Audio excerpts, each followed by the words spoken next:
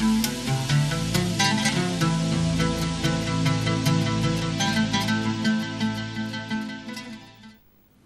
pemirsa TV yang dirahmati Allah, kita lanjutkan menjawab pertanyaan yang sudah masuk tadi ya.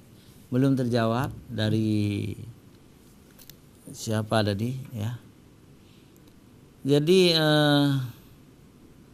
apa Abi? Masih ingat Abi pertanyaannya tadi dari hamba Allah? Gimana kah? Oh nih nyolun Tuan Muhammad Junaidi Blower ya. Tentang rumah Baitul Asyi gitu ya. Assalamualaikum warahmatullahi wabarakatuh. Nyolun Tuan M Junaidi, tinggal di Blower, Kampung Sukaramai. Saya ingin bertanya Ustadz, bagaimana tentang Baitul Asyi? Bagaimana sejarahnya? Gitu ya? Di luar tema. Jadi ya Baitul Asyi kalau sejarahnya panjang sekali, kita tidak mungkin ceritakan di sini. Tetapi kita ingin katakan Baitul Asyi itu telah bermanfaat kepada seluruh jemaah haji yang naik di Bandara Soekarno-Hatta. Dikembalikan setiap jemaah haji itu apakah Aceh, Batak, Jawa yang naik lewat sini, ya, Bandung. Dikembalikan 4 juta. Itu sudah sejak tahun berapa 2014 dulu ya. Tsunami tahun berapa? 2004 maksud saya 2005 sudah mulai dibantu. Dan perlu kita beritahukan kepada rakyat Aceh, bukanlah semua itu wakaf Habib Buga. Nama yayasan Habib Buga.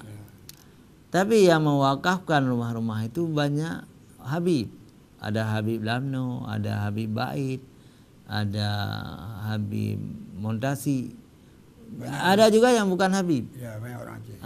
Jadi salah kalau orang-orang Aceh ini sekarang menyangka satu orang. Habib Buga itu kalau bahasa Arabnya Habib Buja. Habib Buja. Bahasa Aceh Habib Buga kan. Habib Buga itu adalah tokoh tertua yang dipercaya dan diabadikan nama beliau. Misalnya begini, kan misalnya ada istilahnya rumah sakit Zainal Abidin. Kenapa Zainal Abidin? Bukan berarti itu milik Zainal Abidin. Zainal Abidin ini salah seorang dokter pertama sehingga namanya diabadikan. Begitu juga dengan Baitul Asyi. Kenapa saya harus berterus terang begini? Memang saya terkejut orang-orang sangat mengkultus Habib Buga seolah-olah beliau sendiri ya, yang berkorban untuk Baitul Asyi itu. Tidak, itu rame orang-orang kaya dulu. Tapi menurut Tunku Anwar Fuadi, seorang tokoh ya, memang Habib Buga yang paling mahal dibayar. Kenapa?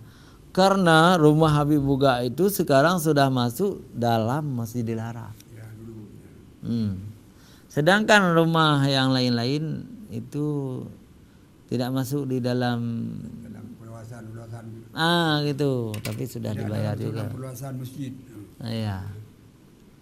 Baik pemirsa TV yang dimuliakan Allah, jangan selalu sama pemirsa. Mungkin Nabi ada yang ingin ditanyakan. Begini Ustaz, ini pernah kejadian. Bagaimana hukumnya Ustaz? Kita lagi memotong lembu korban, ini lepas, pernah nak dilari. Jadi bagaimana hukum Ustaz? Apa kita tunggu mati, apa kita ikat balik? Itu dah kejadian. Lari dia. Orang-orang lari semua. Ya, boleh kita kejar kembali. Apakah kita tembak atau apa ya, sehingga lembu itu lumpuh tidak bisa lari lagi. Kalau kita lihat kerongkongannya itu belum putus, boleh kita potong balik. Tapi kalau sengaja tadi itu menjadi lembu itu jadi haram. Tak sengaja, mudah mungkin sengaja. Tapi kalau tidak sengaja ketika mau kita potong-potong itu lepas ikatannya, dia bangun tapi sudah berdarah-darah, kalau lehernya belum putus, Lari. dia lari. Dan pernah kejadian memang. Jadi harus dilumpuhkan kembali, dipotong balik. Gitu. Dan cara-cara memotong itu memang tidak boleh sama sekali seseorang yang memotong itu takut ya. Jadi tukang cegal itu orang berani. Kalau orang takut, sebelum mau dikejar yang gede-gede. Nah itu tidak bisa. Memang yang potong lembu itu harus ahlinya, harus orang yang berani. Nah. Itu yang belum jawab dia. Oh ya sudah jawab dia. Apa? Yang diminta tu banyak di kampung-kampung tu ibu mana tu. Jadi kadang-kadang nak berani. Memang kita pemerintah ni, tokoh-tokoh masyarakat di mana Aceh ni harus banyak pemikiran begitulah. Bahkan banyak di kampung-kampung yang tidak ada potong abang sekali kadang-kadang. Iya. Begini Ustaz, ini saya tanyakan begini Ustaz. Nah. Bagaimana baru kemarin saya dengar berdebat masalah kulit. Kan ada juga orang potong kerbau sudah ada agen-agen tu khusus beli kulit kerbau tu, dia beli uang tu. Ya. Ada yang nanti dipotong-potong kulit. Memang kulit tak bisa potong, tak bisa makan kan? Ya. Itu orang yang jual-jual penitia, setiap korban ada khusus penitia di tawaran itu beli kulit tu. Bagaimana hukumnya Ustaz? Ya baik, dasarnya kulit binatang kurban itu tidak boleh dijual ya, dasarnya begitu. Makanya dulu waktu saya masih kecil, kalau ada korban di kampung, Potong. itu dipotong-potong, setiap tumpuk itu ada kulitnya, dipotong-potong. Tapi kemudian ada fatwa ulama ya, karena kulit itu sangat banyak dan sudah bisa dimanfaatkan untuk hal yang lain, dijual, maka tidak masalah kalau sekarang dijual. Ya. Sudah diizinkan oleh fatwa ulama. Tapi bukan ulama Aceh, ini ulama Mekah yang memfatwakan. Kenapa banyak? Itu lampau banyak kulitnya di Mina itu. Jadi dan kulit itu juga boleh digunakan untuk hal lain. Malah mahal dijual ke Eropa, dibuat tas, dibuat kursi dan sebagainya. Tetapi juga ada yang membuat kulit itu untuk makanan. Jadi sudah boleh lah kalau dijual sekarang. Cuma masalahnya untuk siapa? Untuk siapa uang itu? Ya. Jadi diputuskan oleh kecil di kampung yang bersangkutan. Panitia. Panitia tidak boleh karena mereka yang bekerja nanti kalau tidak diizinkan oleh yang punya lembu, yang punya kambing. Nah, tapi kalau yang punya kambing itu sudah menyerahkan pada panitia kulitnya, itu boleh. Kalau minta balik tak apa kecil. Ya. Kita lihat lagi banyak. Ini sudah masuk terus. Boleh berguna sekali itu. Coba siapa lagi Ustaz? Assalamualaikum Ustaz. Saya mau nanya, apakah boleh berkorban untuk orang yang sudah meninggal dan apa hukumnya? Jadi tidak disyariatkan orang yang sudah mati kita berkorban untuk mereka. Ya. Kurban ini ibadah untuk orang-orang yang hidup. Kalau akikah boleh. Akikah belum berakikah sudah meninggal, kita akikahkan. Tapi kurban tuh kalau harta orang meninggal itu kita jatuh kepada kita anaknya, walinya. Kita berkorban kan? Itu pahalanya sampai kepada yang mati. Apalagi harta beliau. Tetapi yang sudah meninggal itu karena kurban ini ibadah, tidak boleh lagi. Orang sudah meninggal. Gitu. Kecuali badal haji. Iya, kecuali badal haji dan puasa. Nah, jadi menarik ini Abi, banyak sekali pertanyaannya. Kenapa hari ini banyak kali ada pertanyaan? Karena Assalamualaikum Abu. Drone. Pun ada dosa orang pajuh gaji veteran atau nan orang lain. Itu menarik ya. Jawab terus. Nah, itu dosa lah. Berdosa ada. Kalau kita tidak bekerja untuk apa, kita ambil, misalnya kita nggak pernah mau perang, yang dikasih uang untuk orang yang berperang dulu. Yang dua dosa. Jadi setahu kita tidak boleh lah seperti itu.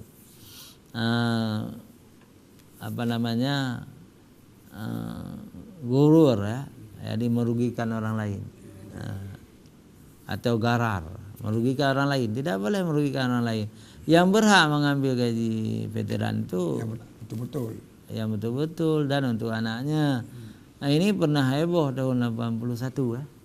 Tahun 82 83. Ya, betul. Sampai pemerintah kemudian membatalkan. Semuanya tidak dapat lagi, pernah tuh. Ya, benar. Heboh betul waktu itu. Orang menua-nuakan diri, minta janggul palsu, dicat, difoto, kemudian dikirim ke Medan area waktu itu. Pura-pura ini nama veteran. Semua dapat. Orang-orang muda dapat. Akhirnya tahulah pemerintah bahwa rekayasa itu dibatalkan. Jadi semua. yang banyak dosa orang itu yang tukang pekun apa namanya istilahnya sekarang tuh? Calu. Nah, dewanya hanaya gedeca. Yang penting peng ya. Ini Ustaz pertanyaan lagi penting nih. Ada satu kampung ataupun komplek berdawa-dawa masalah pembagian. Akhirnya diputuskan bagi sama rata semua. Ternyata kadang-kadang di komplek itu pernah ada orang bukan Islam semua. Bagaimana hukumnya yang kita bagikan korban itu orang yang bukan di luar Islam? Karena di dalam pernah ditanya kan diputuskan bagi sama semua, kan? Apa bisa kita kasih apapun bagaimana hukumnya itu? Apa tidak boleh? Jadi daging korban itu diutamakan untuk fakir miskin. Tetapi kalau fakir miskin sudah rata, boleh kepada orang kaya.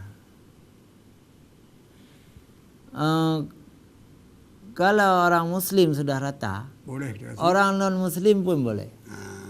Tetapi untuk orang non muslim ada. Untuk orang miskin di pojok itu lupa. Itu dosa besar.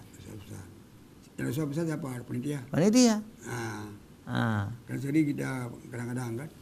Kita tahu begitu. Maka sebelum dibagi ditata dulu, ditanya sama Pak Kecil, jangan ada yang tertinggal. Untuk orang non Islam dibolehkan. Kalau sudah rata yang Islam. Walaupun orang non Islam itu tidak pernah menyumbang untuk kurban, memang tidak wajib bagi mereka. Boleh kita bagi kalau boleh lebih. Itu apa bedanya? Ada lagi Ustaz? Assalamualaikum warahmatullahi wabarakatuh. Ustaz, boleh jika sakit berat hingga harus dibantu taharah oleh orang lain? Maksudnya apa? Ini 2 kali di SMS. Mohon maaf saya nanya, apakah orang sakit boleh jamak salat? Disambung ke bawah, boleh jika sakit berat hingga harus dibantu taharah oleh orang lain? Itu dibolehkan. Dibantu. Misalnya katakanlah orang lumpuh tidak bisa mengambil wudhu, ya. Untuk dekat saja tidak boleh, ya. Jadi dibantu oleh anaknya mencucikan, dibolehkan. Jadi demikian pemirsa TV yang dirahmati Allah, tanpa terasa 1 jam sudah berlalu.